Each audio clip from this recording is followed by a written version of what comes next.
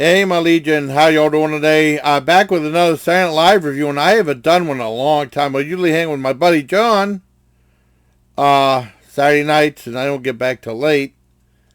And he had a family get he had to go to. We didn't hang out this weekend. You know, I have other videos I have with me and him in it stretched out for later on in the week.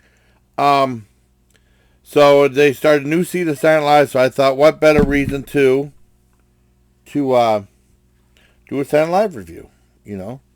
And I mean, new season started today, just happened now. Um, and it's where's that? Miles Teller hosted, and then the musical guest was Kendrick Lamar. I know Heading Lamar. He used to be an old time actor. I never heard of Kendrick Lamar before, and I never heard of Miles Teller either. Well, anyways, it starts off with like they have the Manning report. And basically, they were like doing a play-by-play, they're trying to do like a skit, Silent Live, talking about the new people and stuff like that. It wasn't really that funny, but there's a little cutesy factor to it. So I give that about a 3 out of 10. Now I know when my buddy Howard Cat was still alive, he always said, him and I watched Silent Live, right? I mean, you know, and he always said I was always too tough when rating Silent Live, but when you're doing comedy, either you laugh or you don't laugh. If the skit's bad, it's bad. If it's good, it's good. Or sometimes you can at least appreciate the comedy, though. You know what I mean? But it's what it is. I have to do the report, you know, the rating the way I see it. But I always thought it was too tough on Silent Live. So I rate it skit by skit. I got the notes down. So here we go. And then, like, well, that was the first thing, the cold opening, as they call it. That was like a very mild 3 out of 10. Next, the monologue. And basically, he didn't have any, like, real stick. He was talking about being in the Top Gun movie, and they showed a clip from that. And then he said him and his sister used to imitate stuff from Silent Live. And they had like an old home movie that his mom got them doing like that, the cheerleaders thing with,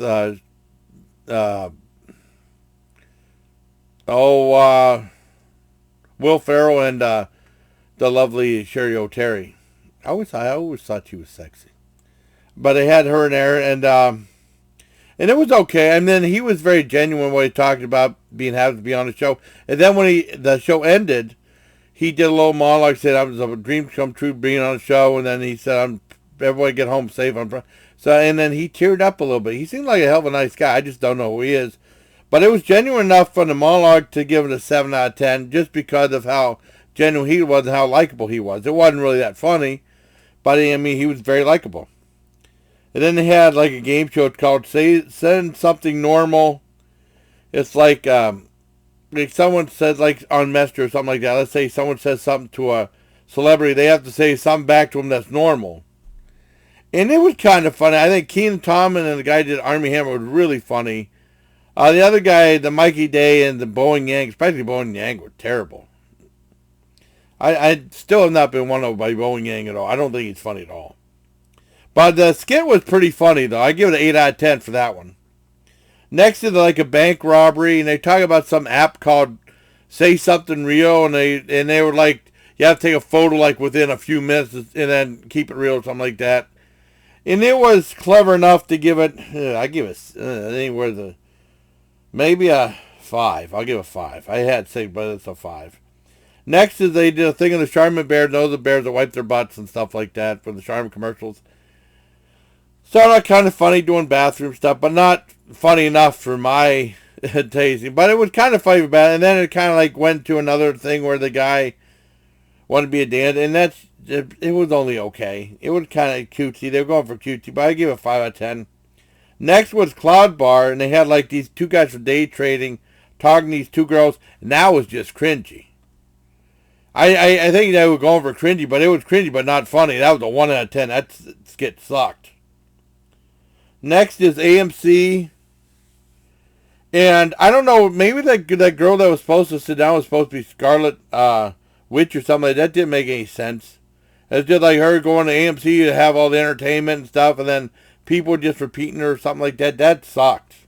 That was a 1 out of 10. I don't know. I assume that's supposed to be Scarlet Witch, but I just didn't get the joke. Didn't mean anything to me at all. Wait, so let me stop. Wait a second. I don't want to keep recording. Okay. Didn't mean anything to me at all. Next was musical guest Kendrick Lamar, and all that was he was in a white room. But okay, I kind of like the set, but he was just sitting there still going, he was like a rapper, and he just stood still for the most part. And then like he moved a little bit, and he started going doing it faster. But it was, I didn't like it. I mean, it was okay. I mean, whenever they have like these top 10. It was very low energy, and they have like these top 10 lists. I seen like watch mode for worst musical acts and stuff, and there were a couple I liked, but I think this might make it in the next top 10 or something like that. It wasn't the worst one. The worst one was that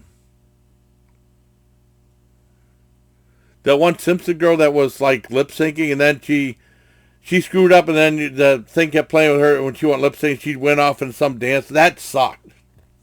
That was the worst one. That'll always be the worst one. I mean, he was way better than that.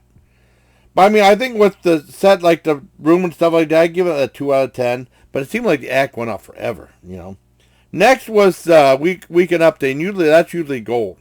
Except when they have the guests on. They have like a couple of guests that, hey, welcome this person.